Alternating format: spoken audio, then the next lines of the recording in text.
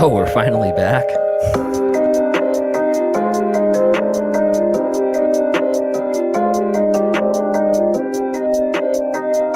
We might have missed a week. I don't know.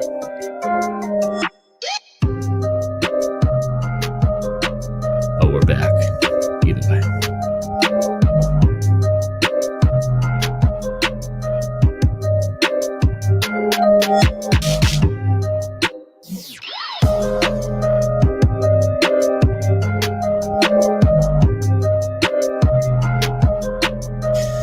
That's right, I said it.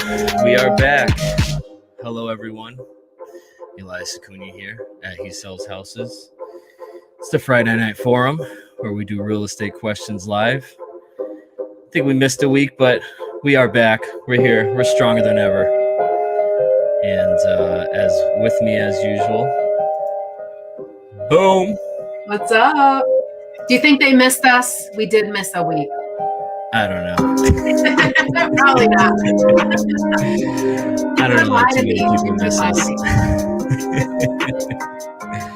right, let me turn this over here. So I think April's watching us live from outside in the yard. Somebody's watching us. So yes, got my producer out there working for us. Making sure everything's working. Yeah, right. I almost had to remember what I was doing here because it's been a couple weeks. So get all my settings correct. No technical difficulties today. No technical difficulties today, folks. All right. Well, how you doing? Doing good. Hello. Good. We're all doing good. We're all doing good. Finally not cold anymore, and now it's hot as hell. Yeah, like you said, it's blazing out there now. Blazing out there. I can't complain though. I was golfing today. It was perfect. It was perfect weather. It wasn't too hot. It wasn't too cold. It's awesome. Perfect weather to go out and network on the golf course. Yep. Was out with a lender. That's what we do, man. People think I don't do anything, but I was out there networking. No, it's true. It's all about building those relationships, especially in this business. Relationships are very, very important. Yeah. No, hey, I don't blame you. I'm right there with you. Seriously, I've got a lot of people reaching out. Like when we're golfing, I'm like, anytime you want. See, I just suck at golf. I'm not very good at it, but most people aren't. One of these days. Let's go have some fun. All right, so you know what? I wanted to jump into actually Springfield, or just our numbers in general, the market. And did you know that we've actually broke the 80 house mark? Did we? See, I feel like things have been a little bit better, not much, a little bit. Yes, it has been so long with such low available number of homes. In Springfield for the past couple of months, we were kind of, hovering between that 50 and 60 house range. Today we hit 84 houses available on the market in Springfield. We're down to 80 at the moment. Houses sell all the time. And a bunch of those are probably going to sell this weekend. But yeah, hold on here. Let me, let's go ahead and let's share this screen here. I'm interested in looking at multis because that's what I've been working with a lot now. Yes. They seem worse. Yes. They seem worse. So 5-year review, Springfield, single families, 80 houses today right now versus 110 last year. So as always, we've just been seeing less inventory as we've seen in years past. And that's part of why we're in such a strong seller's market. But even when I say that, it seems weird because that is misleading when I say 80 houses versus, like 178. That's just what's available, right? It doesn't necessarily mean that less houses have been coming on the market. As you know, let's see here. Houses that came on the market, units listed. So if we just do a 12-month, backtrack from today, the last 12 months, we've had 1,526 properties that came on the market. If we look at the past couple of years, it's not a huge difference. Right now, last year, yes, there was a little bit of a difference, and a lot of that is probably because of COVID, because we were right in the middle of it, June of last year. But at this point, comparing other years, we're not seeing a huge reduction in the number of houses, right? But we're seeing a huge reduction in the available homes, right? And so that really what that means is that demand. The number of closed houses is actually up year to date right now versus years past, except for 2019, right? But again, just showing you that the demand is really, really high. Average sale price is up to 226 from 184 last year. From a couple of years ago, I mean, that's $90,000 from 2017 with our average price. So again, very, very strong sellers market. Now I did have a president's call today with some other people around the state, talking about what everybody's seeing for the numbers, and everyone's kind of seeing the same thing where we have a very slight increase in what's available for homes, right? So again, we're at about 80 houses in Springfield, and even like 2 weeks ago, we had 60 something, right? Yep. So everyone has kind of seen that very slight uptick. They also said this pretty much the same thing within the last week or two. They've seen a decrease in the number of buyers that are even though they've got active buyers who are still actively looking, but in the past week and a half, 2 weeks, they haven't been like, let's get out and see stuff. A lot of it they think is partly because of the weather. It's nicer out. There's also a lot of graduations going on right now. So we've got the end of school wrapping up, so there's a lot of stuff going on outside of the real estate market that some people are kind of taking a quick little break. Now that doesn't mean those people have gone out of the market. It's just they've cooled down a little bit. So that being said, with a slight increase and maybe a couple people coming off the market, those who have been kept going, right, and are still taking those swings, they're probably going to have a small window where they'll have an increased chance of getting something, right? 80 houses on the market in Springfield is still a critical situation. Critical. I mean, we were years ago, I was telling you it was critical, and we had 200 houses available at any given time in Springfield. So we've gone up significantly when you really think about it versus 50 houses, but we're still in a critical situation. And I've had this conversation before with other agents where they don't, if you haven't been in the business, or you were in the business over 10 years ago, you knew what a buyer's market was. And then we increased into a seller's market. And if the numbers that you just showed show since 2017, there was only like 1.98 months of inventory, which is still an extreme seller's market. It's just now we're really like, sellers are getting whatever the hell they want right now. So it's really, but when you compare it to then when I was working then, it seemed like there wasn't much competition. We weren't seeing 20 offers on a house. We were seeing maybe one or two. Yeah, a few years ago. Yeah. There were multiple offer situations weren't uncommon, right? Yeah. And so it was fairly often that you were in a multiple offer situation, but it, like you said, it was usually like 2 or 3 buyers that you were typically competing with.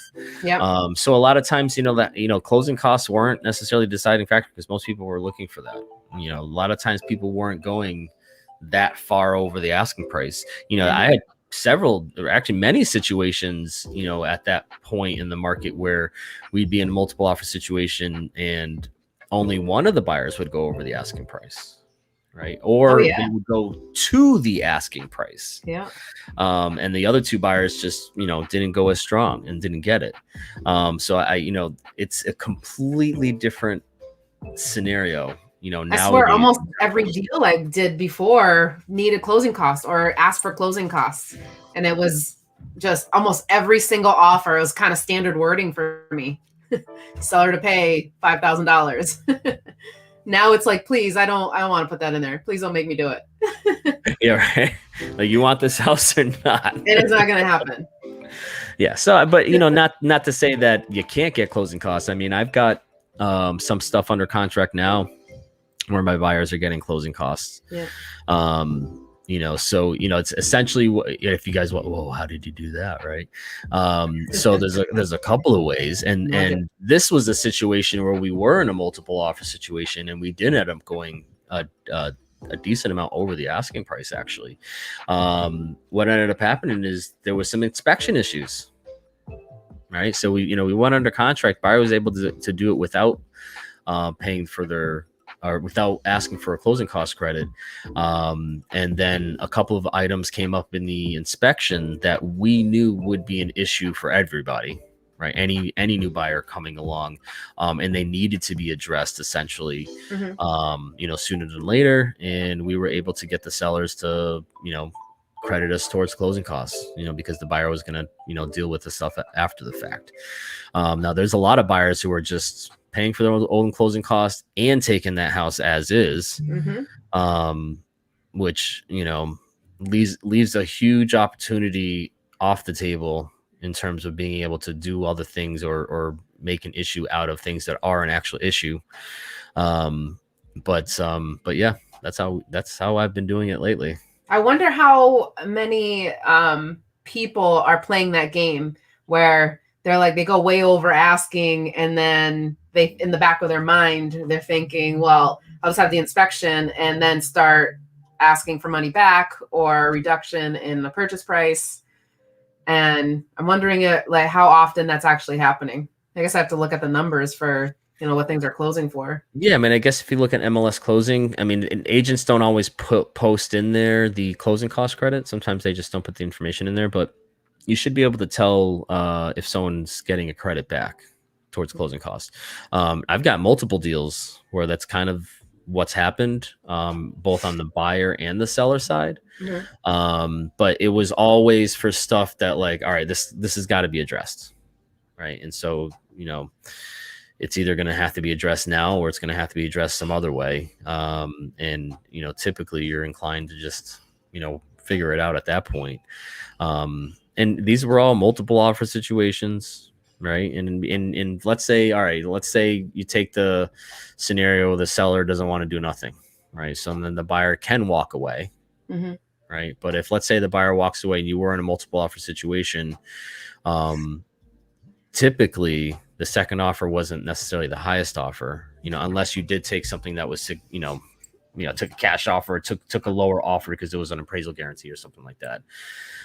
So you're inclined, or I think most people would be inclined to at least negotiate at that point, as opposed to taking a risk with a new buyer, right? Because, and even that becomes a whole thing about how you what is the issue, right? If they're asking for just closing cost credits and not really telling you what's going on, you're probably not going to say anything. You're not going to agree to anything because you're like, well, there's nothing really going on, right? But if they tell you, oh, it needs a roof, and here's the report, right? And then now, they decide not to move forward because you don't want to give them any credit, and now you have that inspection report saying it needs a new roof.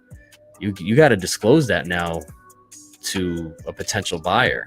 At least the agent has to do that. Well, you know what I'm saying? I mean, yeah, you understand exactly what I'm saying. Now that at that point, the seller, the only thing the seller is required to disclose is lead, right? That's and they've got, septic Title V system, right? And even that, can be negotiated.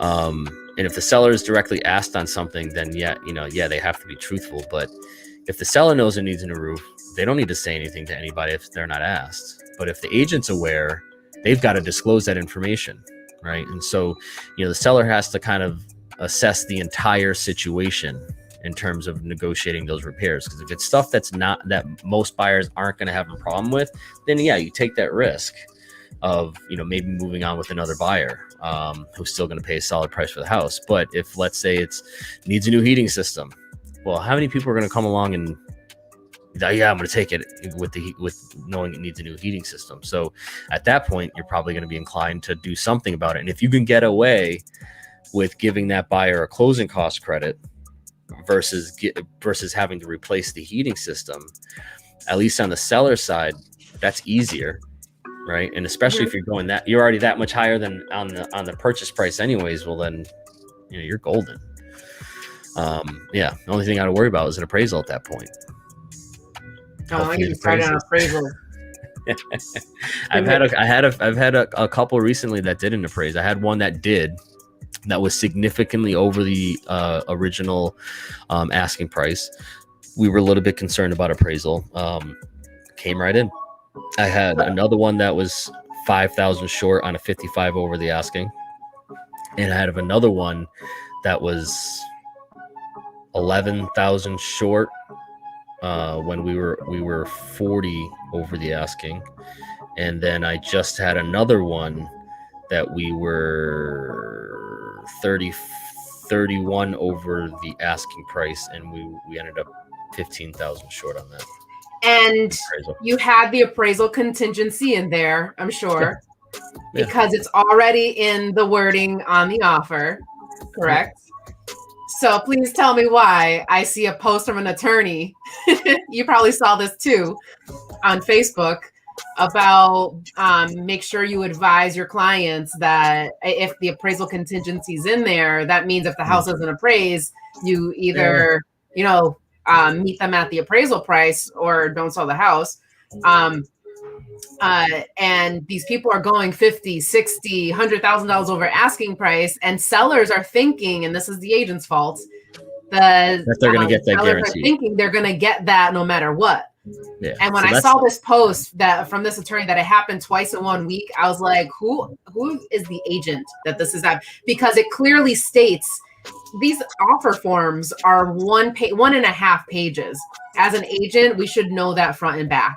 And that is standard wording. And for them to not explain to the seller that, the contingency's in there, that's on the agent. Yeah, one of the ones that I recently had where I was on the buyer side and we were short. I was like, oh, we're short. Is the seller able to, to drop? Are we able to work something out?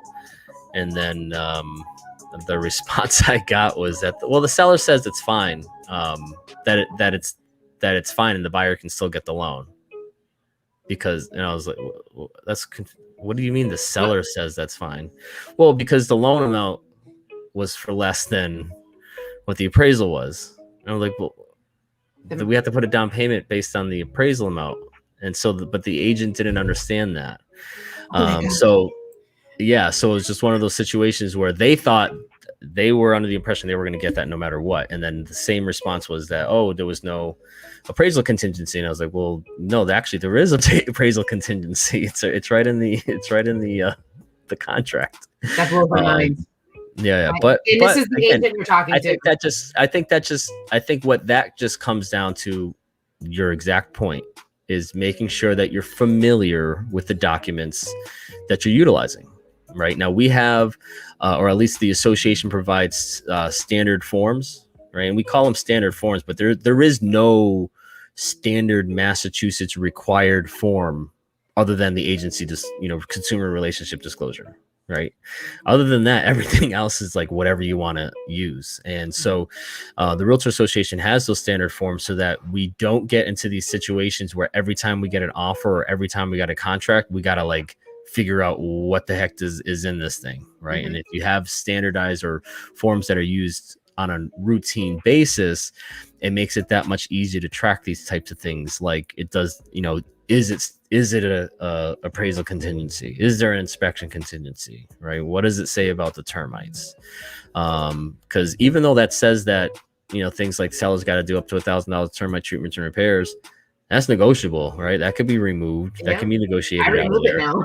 That appraisal contingency, that can be removed. Now, there is an interesting caveat to that, though. If your buyer is going FHA, can they waive the appraisal contingency?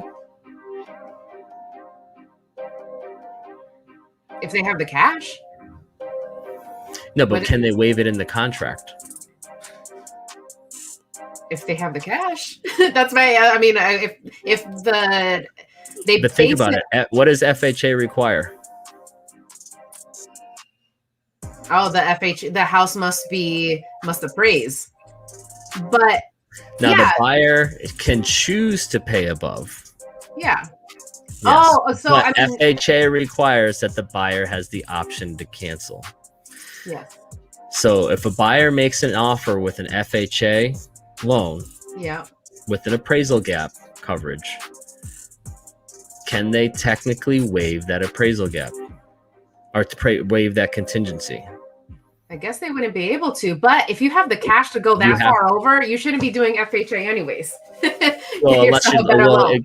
That was actually the same argument that I heard some people make, but it depends on what your debt to income ratio is, because with FHA you can qualify for a lot more, depending on what kind of debt you're carrying. So, so that was the thing, is that you technically, as a buyer of an FHA loan, you can choose to pay above that appraisal, but you cannot remove your option to cancel based on the appraisal being short, right? So this, if you make an offer, oh, we're going to waive the appraisal contingency, you actually can't do that with an FHA loan. The seller just has to trust that if it falls short, that you are going to still move forward with it. Now you could provide, all sorts of, I guess, proof or whatever, but because FHA requires that FHA mandatory clause, you as the buyer have to have the right to at least cancel. You don't have to cancel, but you have to have that contingency in there. So that would, I can see that screwing some people up, because if you're saying, can have it in the contract, buyer, I'm like, yeah, sure, I'll pay over. No matter what the contract says, I'm going to pay over it. Then the time comes, I'll be like, well, the contract says that I don't have to pay over. Because you have the FHA and then you go to court, and I mean, even if they had written proof that you're willing to go over what does the email that says it supersede the contract? Like, we're throwing it in there right now. It's one of those things that it would come up right. I would assume it would come up in the beginning, assuming that, that the lender realizes that they need the FHA mandatory clause, right? And then, if you're grabbing it at the last minute, you'd be past your appraisal, right? We forgot we needed that shit, right? No, sorry. We forgot we needed that. Hey, I told you I was getting my swearing out earlier, so I didn't swear. There you go. So my question is, because I've had something not like similar to this, but when we were talking about, I had a buyer that wanted something from the seller that was that wasn't like the appliances or anything. I can't remember exactly what it was, but they told they wanted the attorney said to draft a second contract for the personal items that the seller was transferring over. Yeah, that's technically a separate transaction. Yes, like I'm wondering if selling their car or selling, that's all separate. So can that be a separate contract saying, I will, you do the FHA and then you say, I'm not an attorney, but I'm going to say probably not, because you'd still have that FHA mandatory clause that would need to be signed. Okay. I'm going to see if there's I'm not that I want a way around it. I just want to see if there is a way around it. If there's a will. If there's a will, there's a way. So, hey, but if just in case the seller comes across a situation and we know that there's a way around it, we figure out that way and we prevent it from happening and able to get the seller to get more money because from there, I mean, from there, it's really just setting that expectation to the seller. If you get a buyer FHA, I'll pay $5,000 above the appraisal, guaranteed, whatever it is. As long as the seller understands that, they're still going to have the option to cancel because of this mandatory clause. But they're assuring us that they'll pay. Then as long as you got to set those expectations. That shit. I swear. Yeah. To. Well. Yeah. But I get what you mean. I get it. Yeah. I mean, it's all a game of chicken. That's what it is. It really is. I've recently seen a couple situations where it's like, people say one thing or the buyers' expectations aren't set properly, right? And then, like, oh, I'm flexible on the dates, or I'm flexible with this, but then when it actually comes down to it, like, oh, well, I didn't really realize you were going to ask me to do that, or I didn't really realize that you meant being flexible on the date was that the date might change. I can't change the date. Like, well, how do you They don't realize how long the process is, and they may have been agreeable in the beginning, but after a month and a half of going that's what through happens. everything, you're like, wait a minute, no. I think that happens with a lot of people. You get into this, and there's a lot of excitement at the beginning, and then it's that long haul wait at the end, and especially if you got multiple. And you can't blame people for not wanting of course to wait not. any longer. I understand you're making the biggest purchase of your life. It's a very exciting time. In terms of getting in there and, what you wanted to do. But, having been through this, so many times myself, and I'm sure you as well, we see that stuff happens, right? And just because the contract has a particular date, that's really more of this is what we're shooting for. Yes. This is a tentative, stuff. And I've the smoothest transactions, from my experience, have always been the ones where expectations have been properly set, right, on all sides, and that people are flexible, right? We all have a goal, right? We all know the seller wants to sell, the buyer wants to buy, and that people understand things can shift and change, and that people are flexible. Those are always the smoothest transactions. Now, the ones that have the most problems are the ones where people think like this is it. Right. And a lot of times I find myself where I'm on the opposite side of that, where I'm, I've set expectations for our side, and then the other side may be thinking something differently. As soon as something changes, it's like, the whole world is ending. Right. And so I think it's important to, for all of us to make sure that we're setting expectations, and especially you got multiple deals after deals after deals. Situations where you've got these dominoes where, this is contingent upon buying, and then a contingent upon buying. And so you've got multiple closings happen. And if, everybody understands that that's what's going on, the seller on the end should understand that, there's more than one, transaction that get affected, right? So that whatever they do is affecting multiple people. And then the buyer on this end, the end buyer, with no other chain behind them, needs to understand that there's multiple people ahead of you, and everyone's working towards the same goal here. So, but it's always difficult to,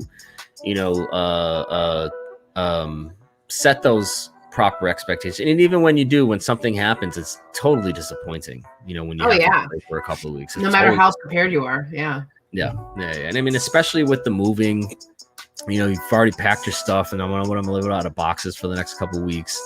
That can be a real annoyance over there. I had people call me like 2 weeks before closing. They're like, hey, we're closing this date, right?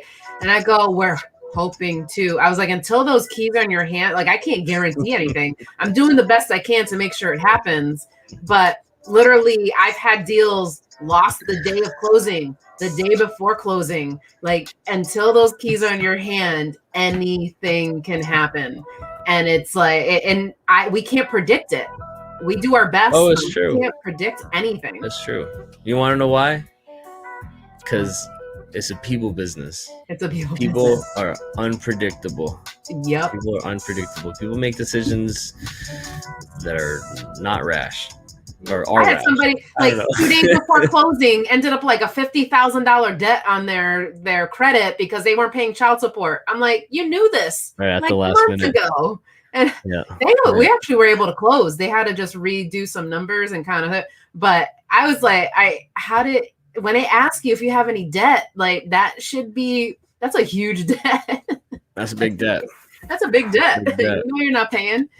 Well, that's a big debt right there. That's a big debt.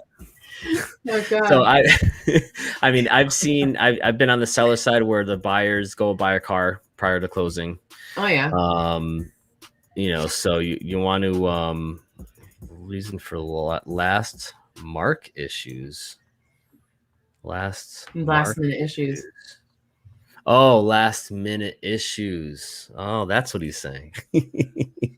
Well, hello there. I don't know, Mark. Last minute issues. Yeah. So typically it's well, it could be a number of things. I've seen situations where somebody loses their job. Yep. The last minute. a couple days before closing. I've heard, and this didn't happen to me, but I heard somebody, an agent was telling a story about how their buyer got the clear to close, right? And they were supposed to be closing I think it was in a week, right? But he got the clear to close. And that day, the buyer went to work, told off his boss, and quit. Was like, that's it, screw you, I'm out of here. And then not understanding that they still needed to do a final verification of employment. Yep. And he had no longer had a job, but his boss was not hiring him back. Oh my God. You kind of deserve that. Seriously. Buying a car at the last minute. I've seen that. I've seen buying furniture for the house. Buying too much stuff on credit prior to closing because they re-pull credit at the last minute. I've seen I've seen people get hurt. Someone get in a car accident. I mean, not that serious, but enough to the point where they couldn't. We can't make it to closing or whatever the case may be. I've seen repairs delay closings, right? And so the seller's saying it's going to be done. Oh, it's going to be done. It's going to be done. Oh, they're doing it this weekend, the day before closing. Oh, it's going to be done. And then you show up the day of closing and they're still not done, right? And so as the buyer, it's kind of like, well, do I want to take it without the repair, or am I going to extend this and wait for it? So that's, again, a last minute thing that could possibly happen.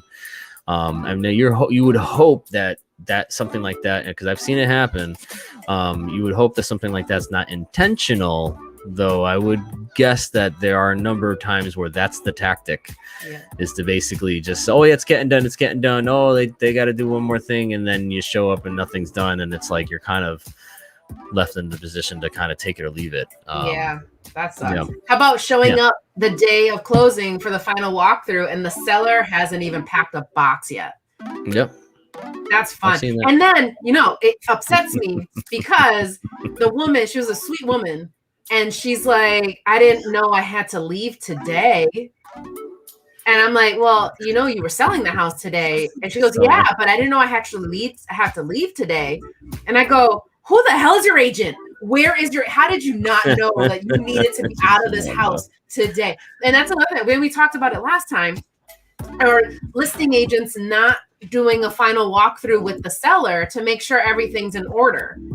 I don't know how often you do that, but to me, it should be like standard practice is right before closing, before the buyer walks through, you go through to make sure you avoid any potential issues and can take care of them if you come across something before anybody walks through. Yeah. Seems like that should be like part of our job. And like what we typically do is we coordinate the repair paperwork. There's repairs and stuff like that on the selling side. We make sure that we get the documentation for that, verify that stuff's been done. Yeah. Do I go on the day of closing?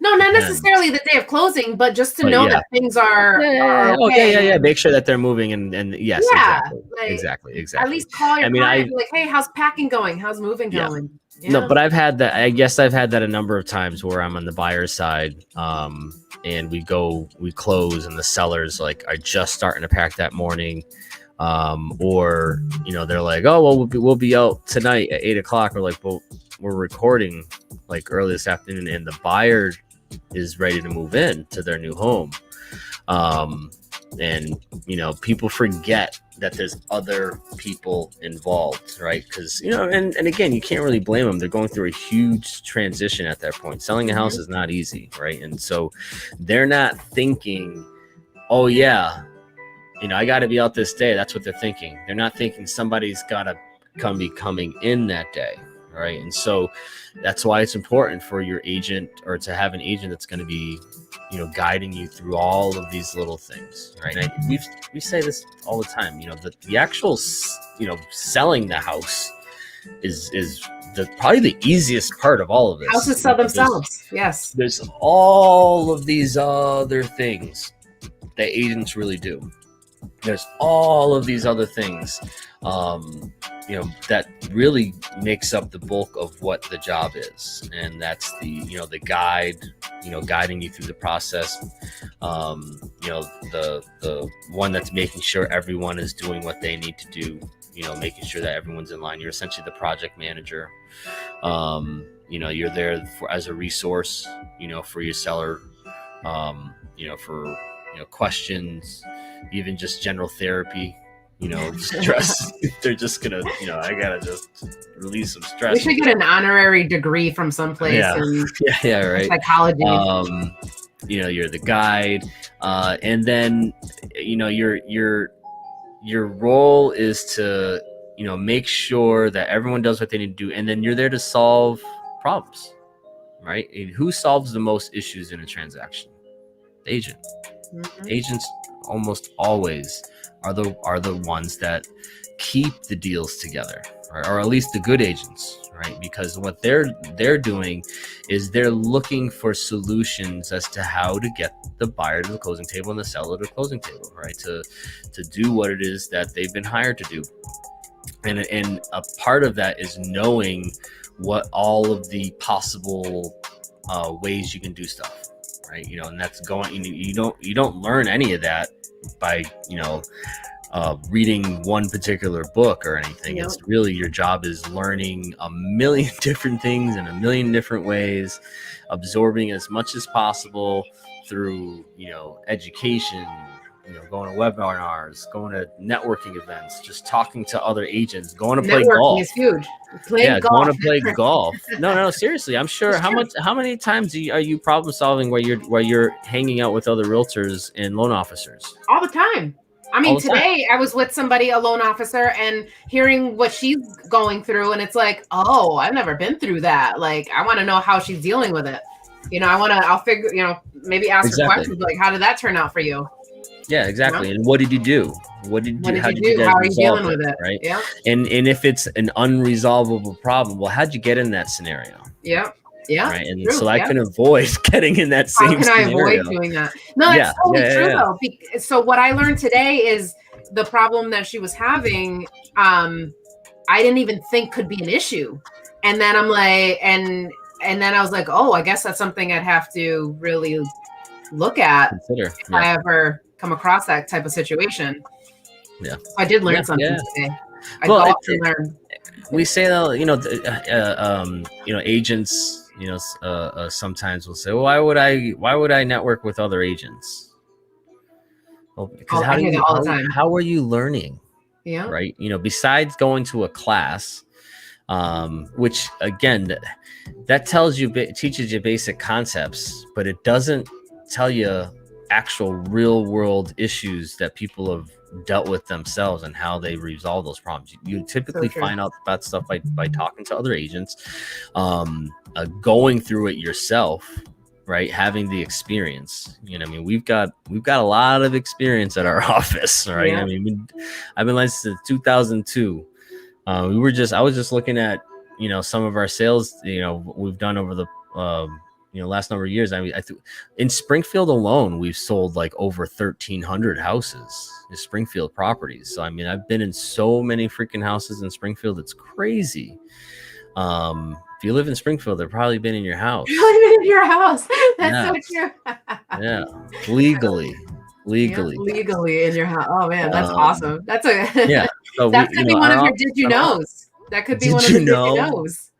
Well, I guess how many houses in Springfield I figured out, and there's a one in how many chance that I've been in your house. There's a 1 in 7 chance I've been in your house. Did you know there's a 1 in 6 chance I've been in your house? Be real creepy about it.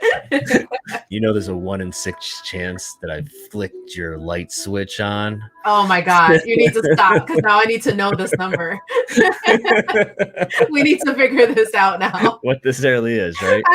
Well, you figure we've sold 1,300 properties in Springfield. How many houses did I show? No kidding. To sell that many, right? So it's got to be, 10 times that. So it's got to be, I've probably been into 10,000 houses in Springfield. It's possible. I don't know. That's totally possible. I feel like I've been in that many houses and way less time. Yeah. So, all right. Does anybody else have any questions? I don't see no other questions. But hold on here. So, I mean, I got a couple things that we could talk about. Why houses don't sell. So I'll throw a couple topics out you. I can give you the one reason why houses don't sell. Let me know. All right, so that's one of the topics. All right. Or do you want to talk about selling the summer? Selling the summer? Selling this summer? Yeah, if you're going to sell over the summer, what's some of the things that you should do? I prefer that one. You prefer that one? Yes. Selling the summer.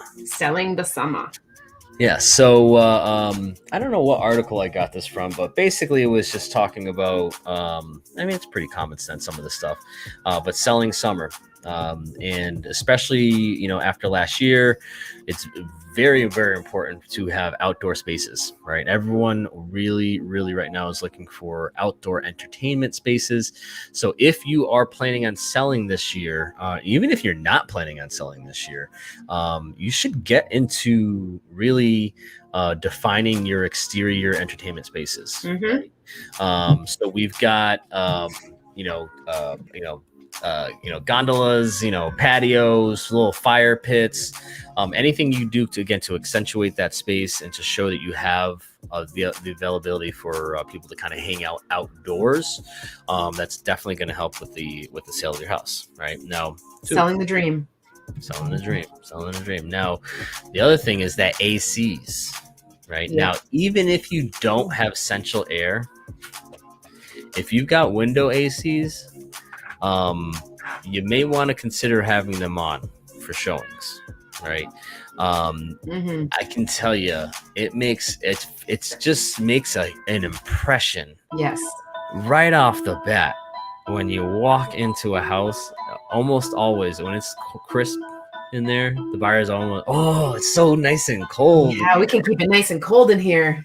They always, ooh, so nice and cold in here.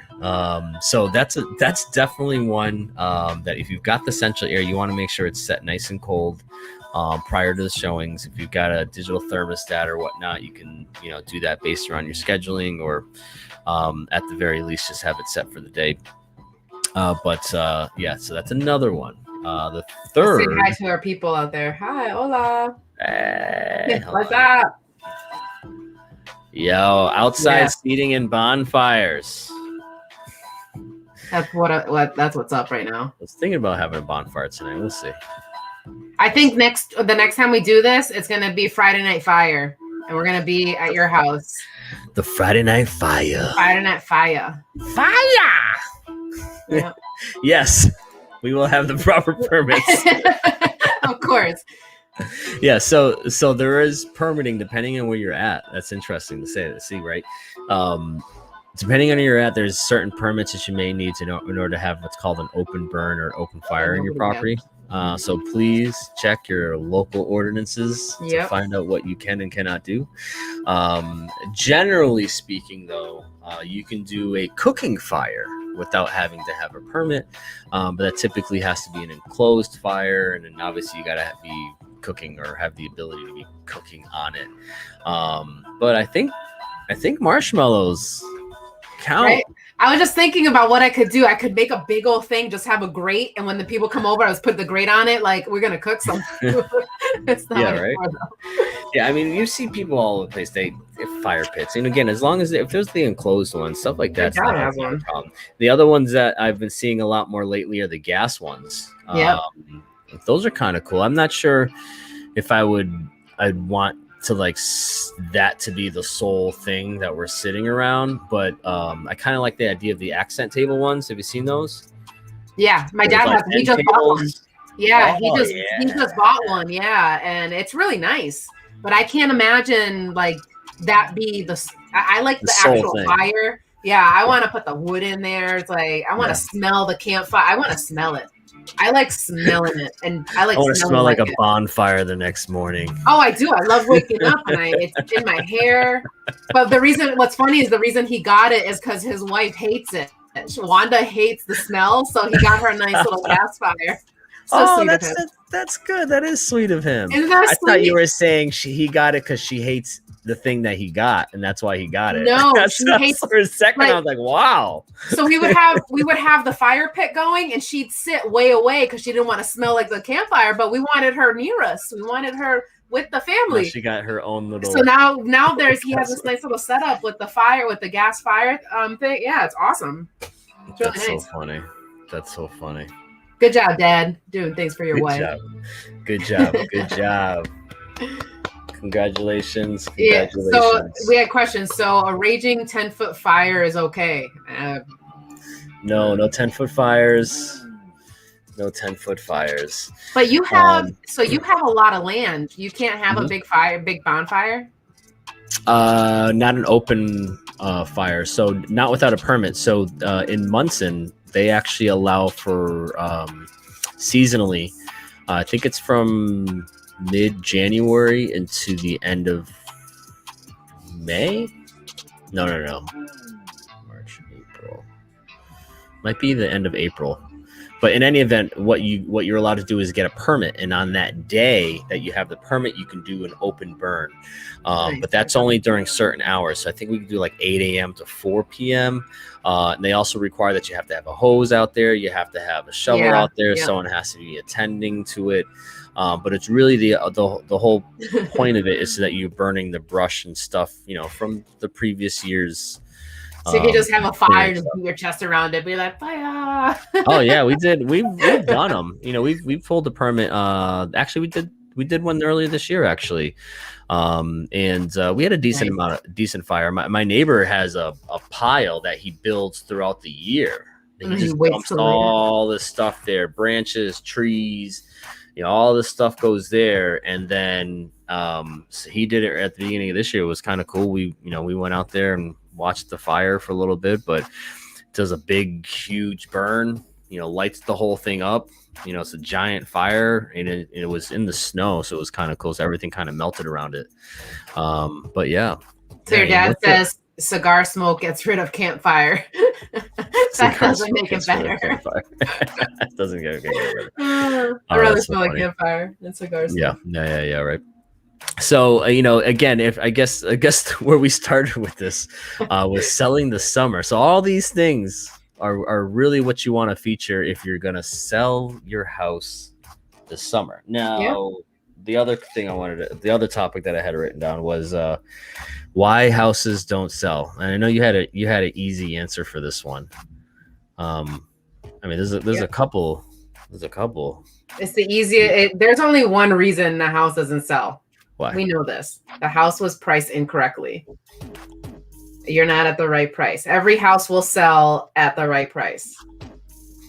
Correct. Ding, ding, ding. Do I get a ding, ding, ding? I get a sticker? Oh, you know what? Do I get a sticker? I did forget. I don't have my game show sounds. It's only been like 3 weeks, dude. Like, where are you right now? Hold on here. Let's see if I can. Oh.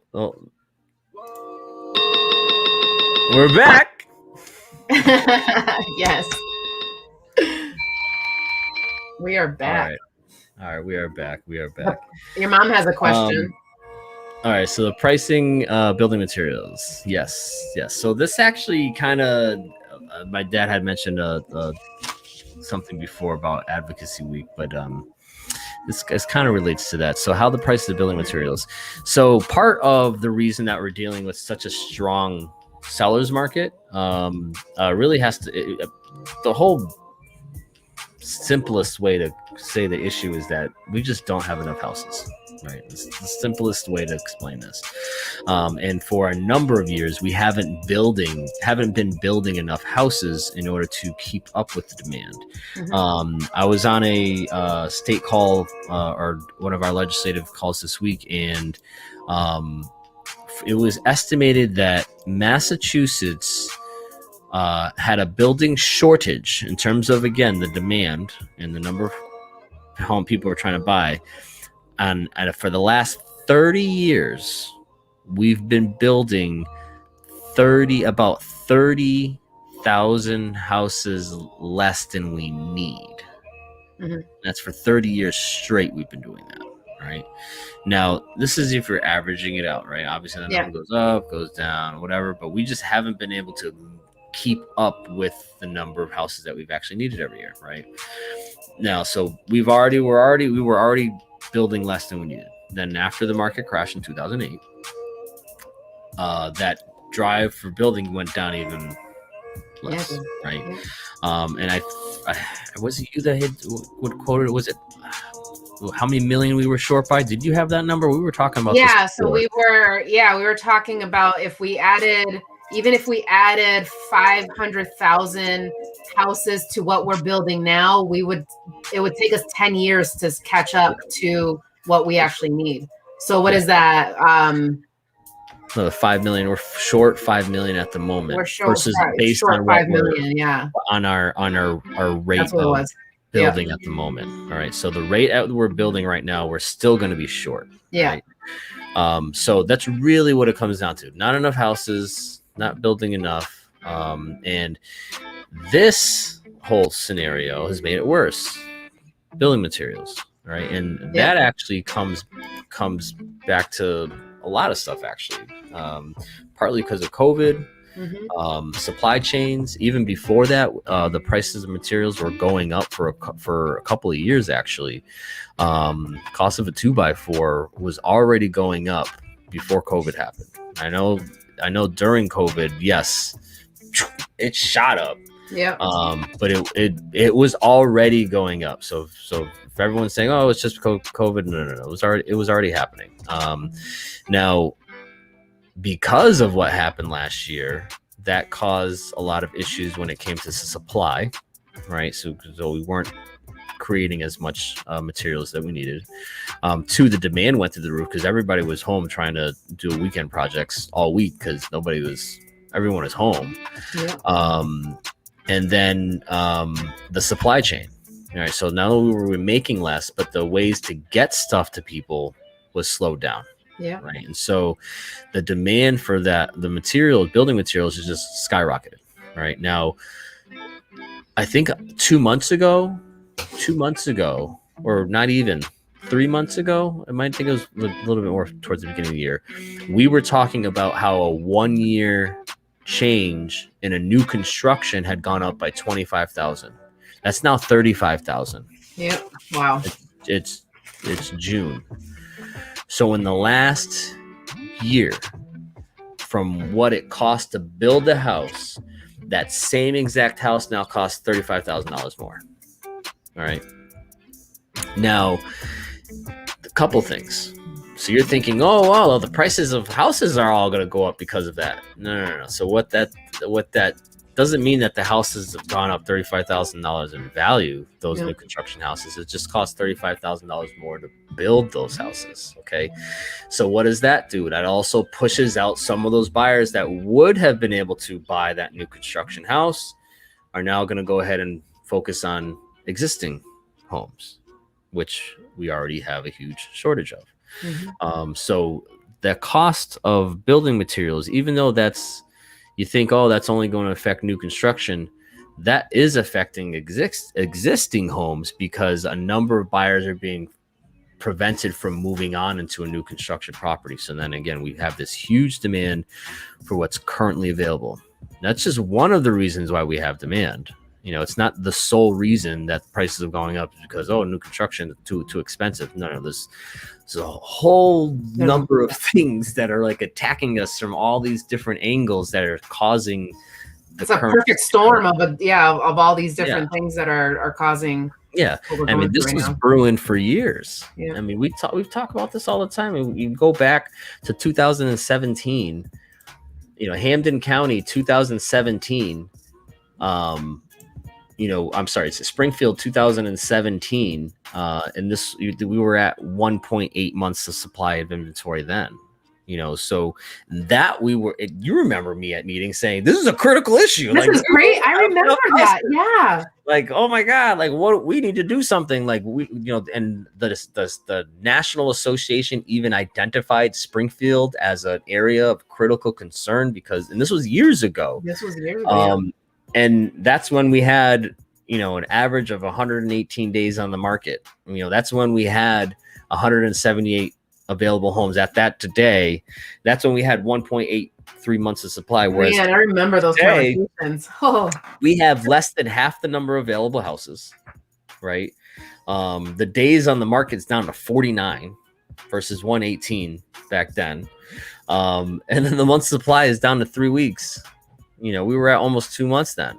And that was a critical situation then. So it's really a serious situation now. And it's really hard to express that other than saying, oh, it's a seller's market. It's a really strong seller's market. It's a really strong seller's market. Well, it was really strong back then. Yeah, it's absolutely. And it's really hard for people to understand that aren't in real estate, and even some real estate agents, that we're selling just as many houses. And you showed that. Yeah. And they say, oh, people aren't selling. No, people are selling just as much as before.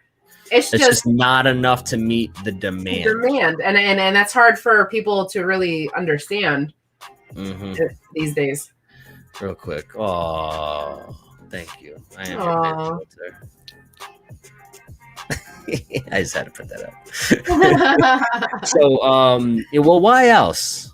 So again, we weren't building enough, right? Yeah. So that was one of the reasons why we got, again, not building enough for so long. 2, another reason is we got buyers being pushed back into that existing because of the cost of building is getting up too much. 3, another reason, interest rates still so low, right? That allows the price to jump up even more. And with the interest rates being so low, the overall housing affordability, nationally is very affordable. Interestingly enough, Massachusetts specifically, not as affordable, when you're comparing it to the country. But again, nationally as a whole, houses are very affordable, versus what they have been historically in the past. So again, that's another reason why there's so much demand, and people are qualifying for more too. So because of the low interest rates, somebody that I had a few years ago qualifying for $100,000, which is not much, they can, they're almost doubling that now because of the interest rate. Yeah, but now the houses are even more. But then now the houses are even more, so they're still shit out of luck. Yeah, so we've got the the rate. The other thing is population. Right, population has drastically increased since 2008 market. All right, and we stopped building. Yep. And then we've got way more people now, and the millennials,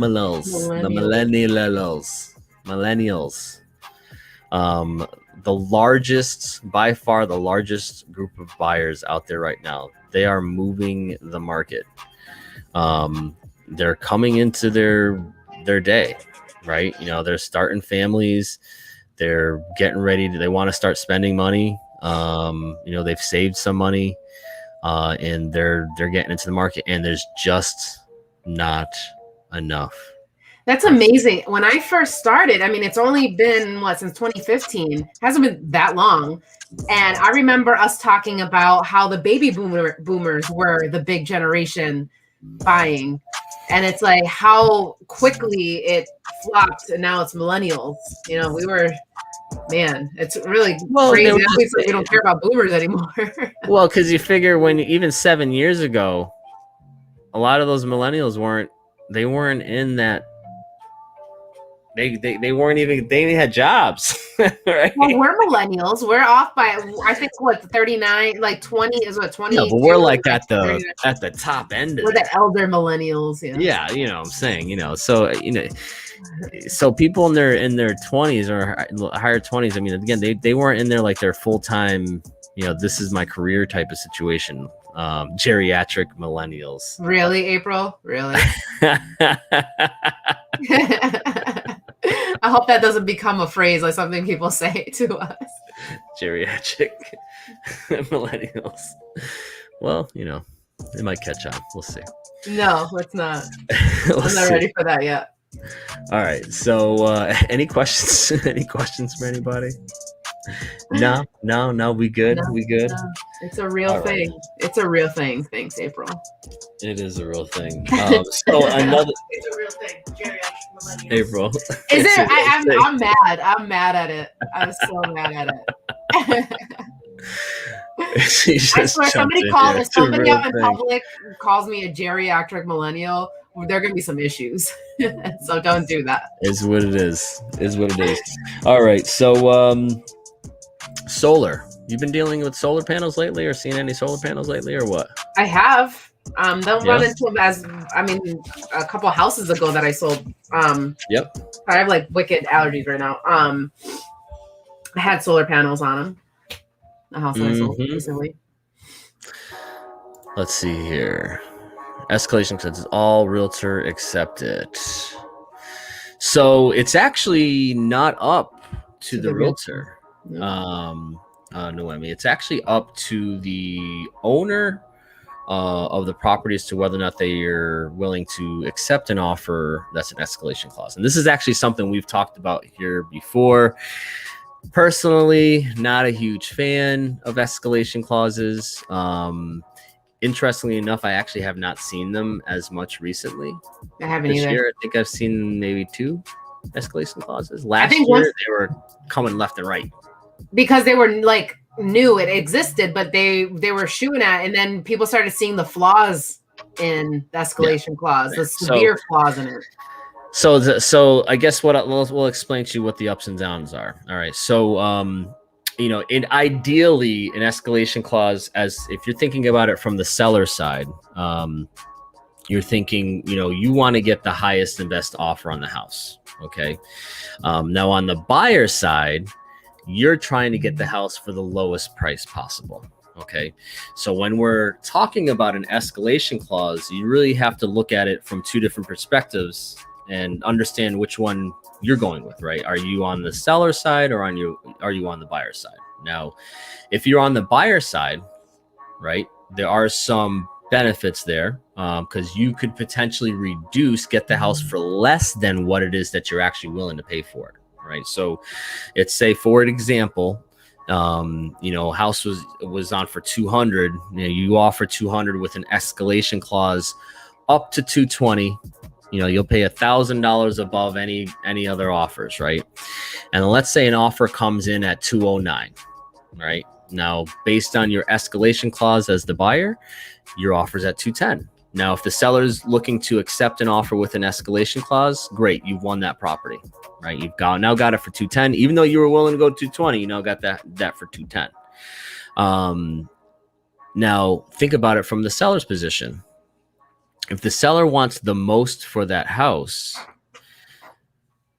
and you have an escalation clause, and they are willing to take escalation clauses, that offer just told them that you would have gone to 220. Right now, if you're on the seller's side, you probably want the 220, right? Because that's the highest and best offer, right? So if you then say, as the seller, I'm not going to accept anything with an escalation clause, right? And you make that disclosure up front, and then the buyers make the offer, you as the buyer might have offered 220, right? Because you were willing to go to 220 in your escalation clause. Now, as the seller, it would be in my best interest, again, depending on the scenario, to go after that 220. And if that means doing offers without escalation clauses, then that may be the best scenario for that seller, right? And actually, again, doing it that way with no escalation clauses might actually get the seller more money. Okay. Now, this is not always the case, right? Because there are some buyers who are only willing to go up to a certain amount if there's an escalation clause, because they don't, at least they know there's a cap, but they're really hopeful that they're going to end up lower than that. So, the seller really has to have that conversation with their agent to decide whether or not this is a road that they want to go down, right?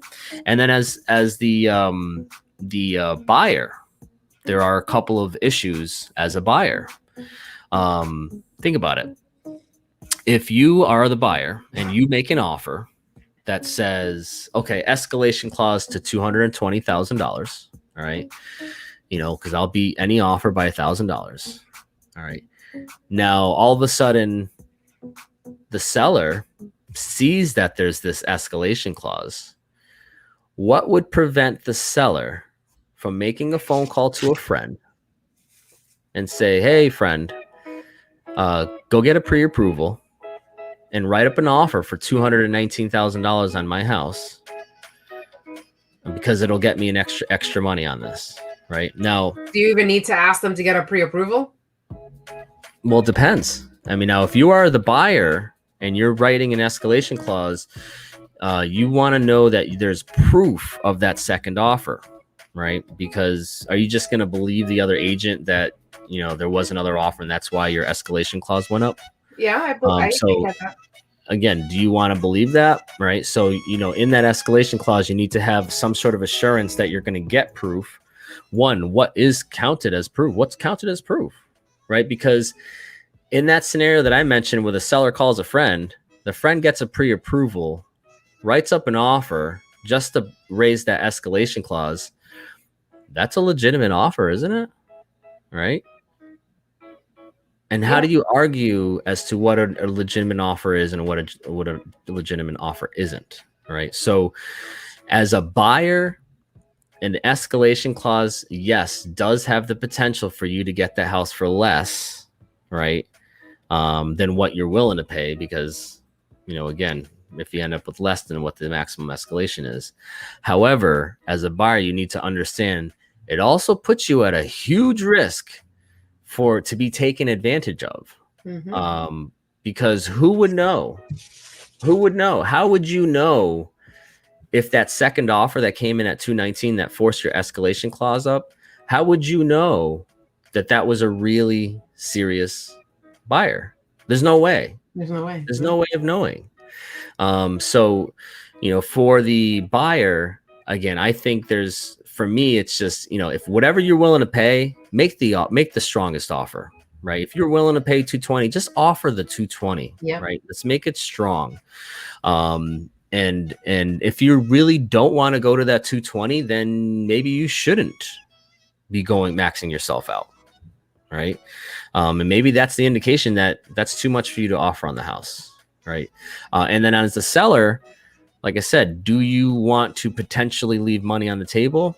Because again, you could potentially, if you don't end up with another offer to push that escalation clause up, then you're going to get the lower portion on that escalation clause. And if you said no escalation clauses at all, it's possible. And again, it's not a guarantee because maybe that buyer just does offer the same amount. But I'm inclined to think that buyer is probably going to go to their max amount at that point and just go for it. So yeah. Good point. Good question. What do you think? Good question. I think it's so flawed. Like, it's not even worth doing it. In this market, be direct and straight to the point. Straight to the point. Yes. Thank you for the question. So, any of you out there, if you have any other questions, you can always reach out to us directly. My cell phone is scrolling along the bottom. If you want to schedule a one-on-one call, we can go ahead and do that. At Arlene, the Realtor at HeSellsHouses. This is us in our Friday night forum. Let me see here. Any other questions you can think of? Anything else you want to review? How you feeling? Feeling good. These lights are hot as hell. That's what I gotta tell you right now. I'm lucky you don't see like sweat coming down my face right now. You should have, like you said, you should have changed all the lights. Hold on, let me see if I can do this. Well, I turned off my AC and my fans because you would hear it. So I didn't want to be so noisy. Oh my God. Now all my lights are red. Does it? Can you kind of tell? Maybe. No, I just see your HeSellsHouses. My HeSellsHouses kind of takes up too much of it. It's like, yeah. So bright. Once it dims down, back there. then it's gonna turn red. Now we're red. There you go. I like it. A little bit red. Yeah, a little red. It could be more red. I like the blue better. All right. Well, if nobody has anything else, then I think we're gonna wrap it up today. Looks orange. It does look orange. We'll have to do something about that. No, there it is. Now you got red. I There see you the go, red red. now. All right. Well, cool. All right, guys, we're gonna wrap it up. Back. We'll be back again. Yep. Maybe 2 weeks. Hopefully, we'll try to do it in 2 weeks this time, not 3. All right. Awesome. As always, reach out to us with any questions at HeSellsHouses, at Arlene the Realtor. Call me, text me, go to the website, HeSellsHouses.com, and we'll talk to you guys soon. Peace.